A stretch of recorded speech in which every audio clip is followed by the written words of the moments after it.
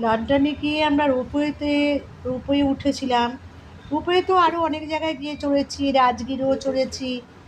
কিন্তু রোপওয়ে শুধু তো চড়ছি, সে তো রোপওয়ে দেখতে তো আছেই, দেখার মতন যাচ্ছে পরপর।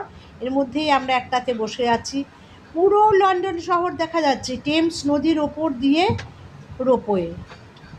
ভাবা যায় না, আমরা কিন্তু জলের ওপরে। আর দেখো দূর থেকে এই জায়গাগুলো কী করে, খুব স্লো করে দেয় একটা জায়গাতে, এরপর দেখা যাবে খুব স্লো করে দিল রোপওয়েটা, যেন তুমি পুরোটা খুব সিনারিটা খুব সুন্দর করে তুমি এনজয় করতে পারো।